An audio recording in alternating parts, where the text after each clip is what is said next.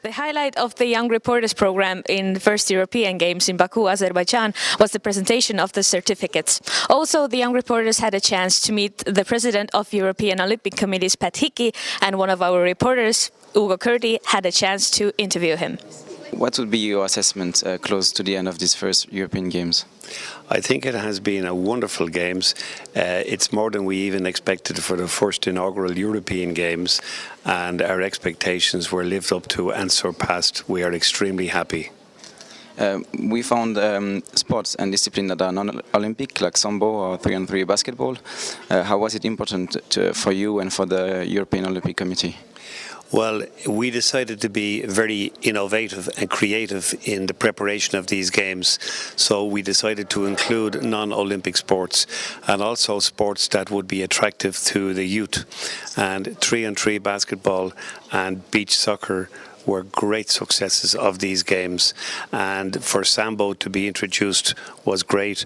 Also, we had karate, which is a non-Olympic sport, and 2 disciplines in gymnastics. Will we see these disciplines and sport in Tokyo, maybe? That I don't know. That's a decision for the International Olympic Committee. But our point is that we will tailor-make each future games to the city and to the sports that are popular in the particular country they're being held in. And I think this is a key for the future. The European Sports Championship will be held in Berlin and Glasgow in 2018. How do you see this direct concurrence for the European Games? Well, we don't see it as any competition at all, because all that's happening is that these are the normal European championships of those sports, but instead they're being held at the one time within 2 separate cities, but they don't have any Olympic qualification. And we had 12 of our 20 sports as Olympic qualifiers, and President of International Olympic Committee, he favours that all continental games will act as qualifiers for the next games. So maybe for the second edition of the Games, this sport could be included fully? Yes, there's every chance they could, but then if we go to a country that has a different taste and has other qualities in sport, we will tailor-make the games to that particular wish. Aren't you afraid that with the standards that Azerbaijan proved here in Baku, it will be really hard for the next organizer to level up? No, not at all. The reason that the standards were so high here is they have their eye on making a bid for the future Olympic Games. But the next city we go to might not be interested whatsoever in a future Olympic Games. But let me give you a concrete example of that. Everybody thought that after the Beijing Games it would be impossible to follow. And what happens? We get the best games ever in London. So all these stories are meaningless. So this first edition could be different from the one that may come afterwards? Totally different, totally different. You can have another city and we could have a games like a cheap and cheerful edition, but it'll still have the same enthusiasm, etc.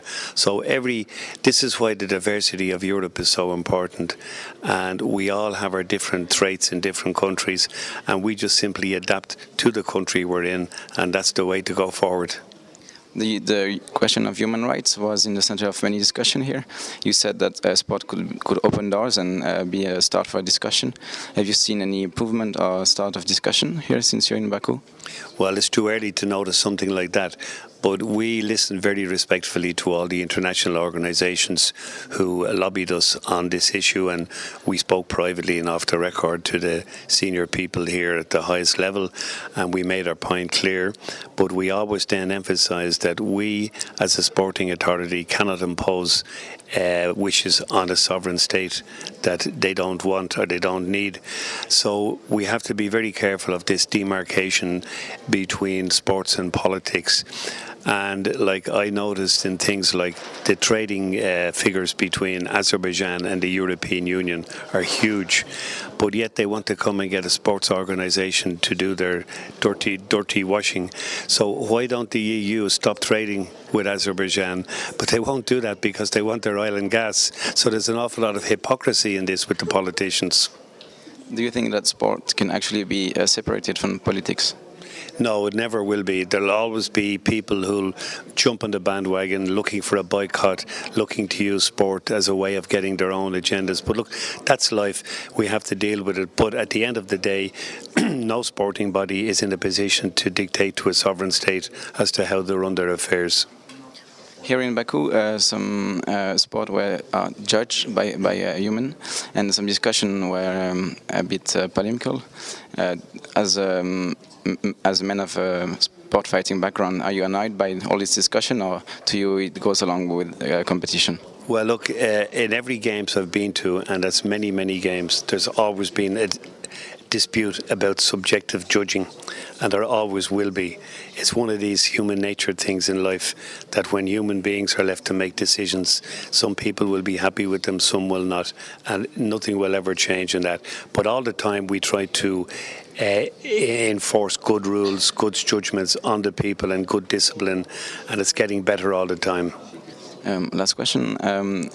The EOC has said at the beginning that they would fight for journalist freedom, and there has been cases with Guardian journalists who could not enter the country. What was your opinion on this, and how did you deal with the whole case? Well, our opinion is always that bona fide sports journalists should always be allowed into a country to cover the sporting event. And we were not happy that the reporter from the Guardian newspaper in London was not allowed in. And we did our best, we lobbied, etc., but it didn't happen.